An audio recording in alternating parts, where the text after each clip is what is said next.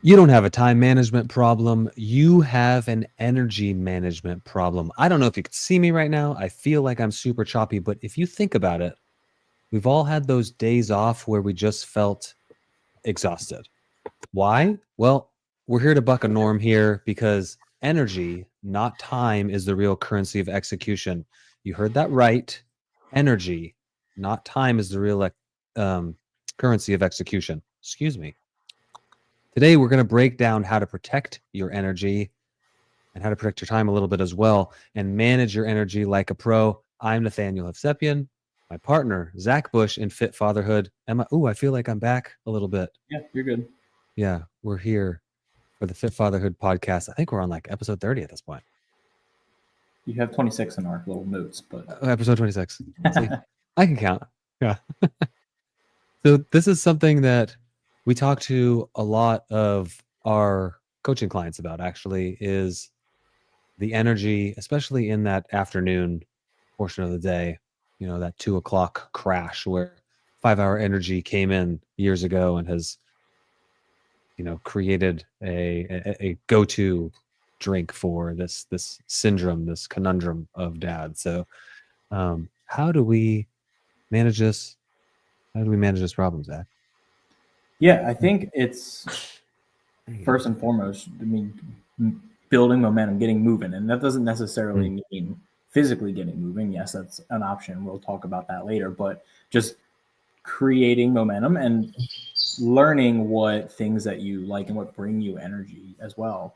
Um, you know, you can try to force your way through things, and that might work for a little while, but you really want to do the things that kind of build up that energy. But really, mm, it's just getting moving. I mean, as you go through the day, that willpower, that motivation kind of slowly wanes away. Like decision fatigue, like you are just bombarded with a ton of decisions and you just make the easier decision as the day goes on. So I think it's reminding yourself that, hey, that willpower is going to go away. It's not reliable, but you can build up your energy by just getting moving or making progress towards something. So, for example, if you're trying to, you just got, maybe 5 hours of sleep max, you have a new baby and you're not sleeping great and you're not drinking enough water and you're trying to get to a workout in, like you can white knuckle your way through that and try to figure out how to work through it. But it's ultimately going to just drain you and all that. But it's just doing a little bit, doing what you can, right? Maybe not pushing yourself as hard,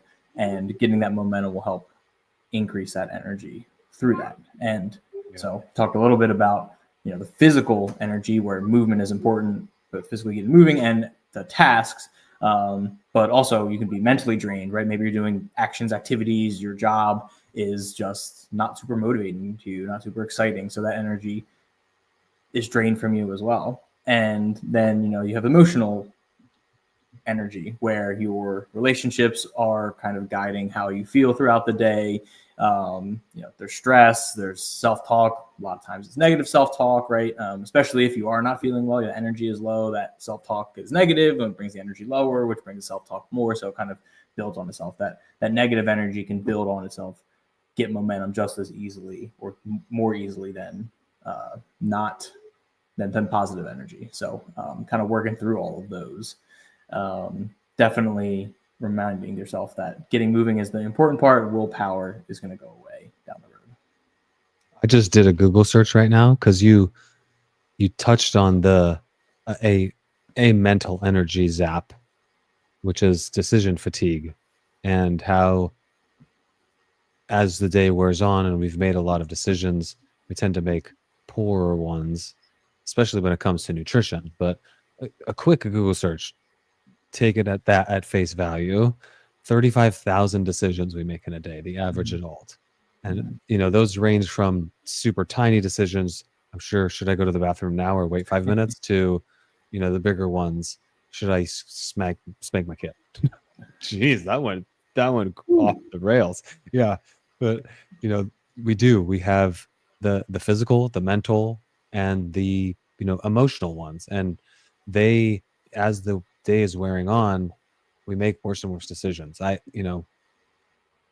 When it comes to the kids especially, I tell, especially Harland, you know I'm starting to get frustrated. I'm starting to get impatient with you as the day wears on. That starts to go. So it's like, please do a good job listening right now, you know? And so what we want to do is we want to take stock in these three areas as the days progress, as our weeks progress, and kind of audit them. We talked about the time audit, we've talked about food audits before, but let's do an energy audit, right? In these three areas. And some really common places where we see energy leaks or energy draining kind of things is doom scrolling is a super common one these days. Being stuck on our phone, this drains mental energy because we're just sitting there seeing things constantly, different things. It could drain our emotional energy as well, where we're kind of getting in this loop of seeing things as the facade, people with the dads with the six pack, or the people living this lavish lifestyle, and that drains on our emotions a lot. And so, that's a place that we could, we don't have to take it out completely. If you do find you get some value out of that, you get some, relaxation time, but maybe we limit it a little bit.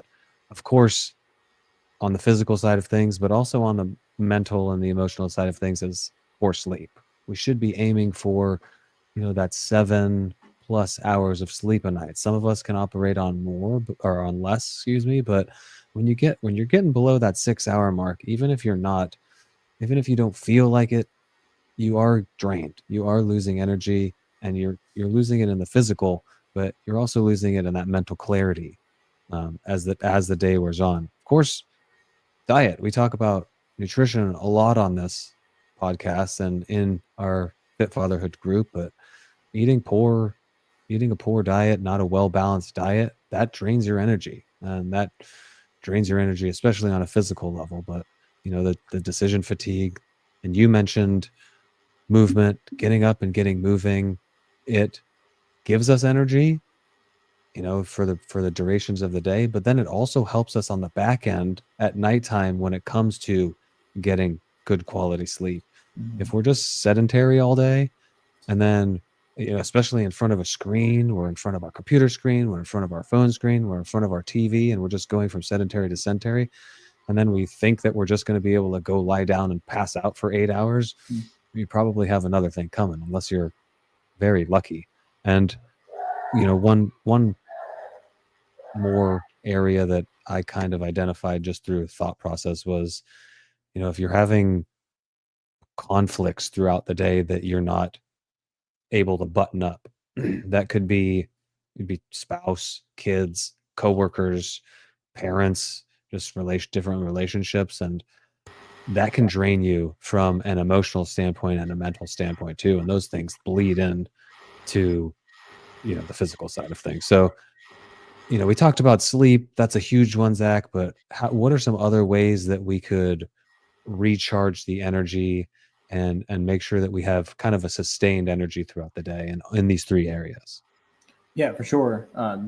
Outside of sleep, so you talk water, right? Dehydration is a big thing, and making sure we get enough water. You'd be surprised, especially first thing when you get up, you're in a dehydrated state. If you did get that 7 hours of sleep, you haven't drank any water, and so you wake up a little dehydrated. And if you drink alcohol, right, that's the hangover is from dehydration, and a certain level of dehydration can be equal to having a certain blood alcohol content. So getting your water is going to be one of the easier and most impactful ways to kind of jumpstart that energy, recharge that battery, because headaches and emotions can start going a little haywire when you don't drink enough. So getting 80 to 100 ounces is going to help big time, especially again first thing when you wake up, kind of jumpstarts the metabolism and gets you just ready for the day.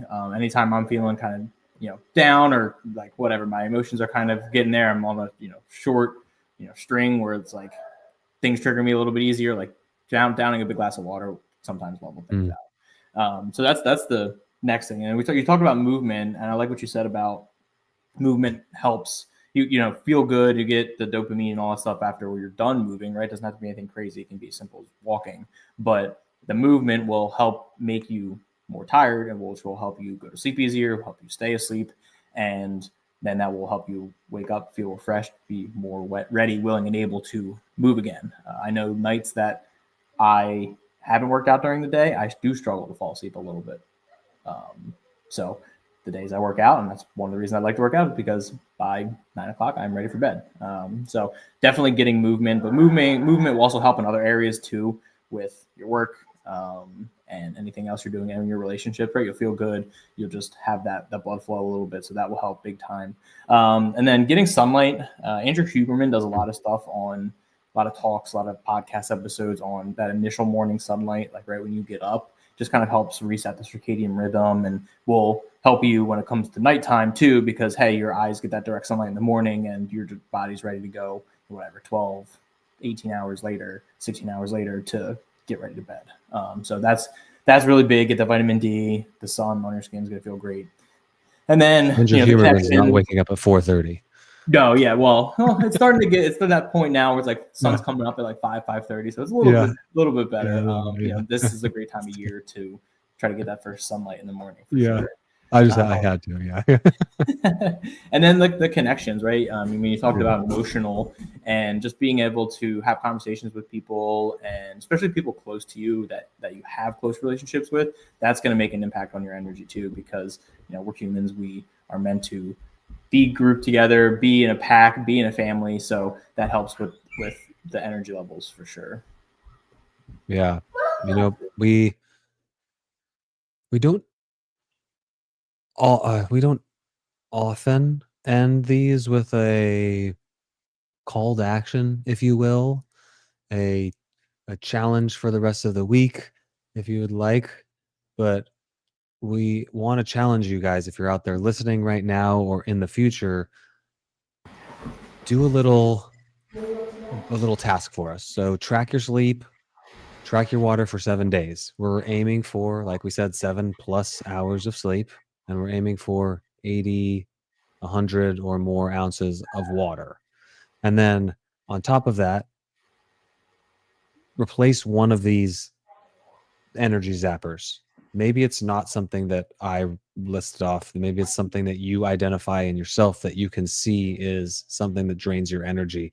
It could be spending too much time checking your emails. Okay, let's spend less time checking your emails. Just replace one of these with something that Zach just identified as a way that you can re-energize, reinvigorate. So, just think about it. If we could do one small thing this week that would give us 10, 20, 30% more energy, how would that impact your relationship with your spouse? How would that impact your relationship with your kids? How would that impact your mental, your emotional well-being?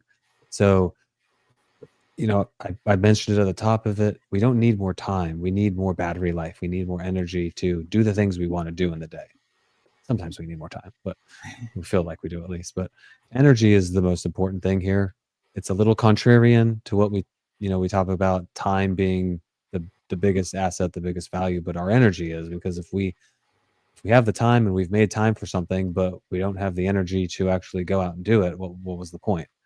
So as always, if you're out there, if you're a dad and you're feeling like you could use some accountability, some support, some community around your health and wellness regarding nutrition, movement, mindset, time blocking, goal setting, all the things that go into a full and valued life that you want to live and be there for your family, come join the Fit Fatherhood group.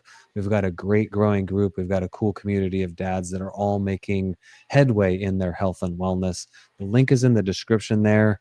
Are we doing, and I use the word we very loosely because it's you who does it. Are you still doing the webinars on Thursdays, Zach? I do not have them planned. No. Okay. Yeah. So those are on hiatus for the time being. It was draining you. And so we took the Zap out and we're reinvigorating those Thursday nights for you. So as always, if you're here listening and you haven't done so already, please like the show so we can reach more people. If you're not already subscribed, hit the subscribe button so you find us as soon as we go live. We go live every Tuesday at 7:30 Eastern time. We'll be hopping into our group call immediately after this. The link for that is in the description as well.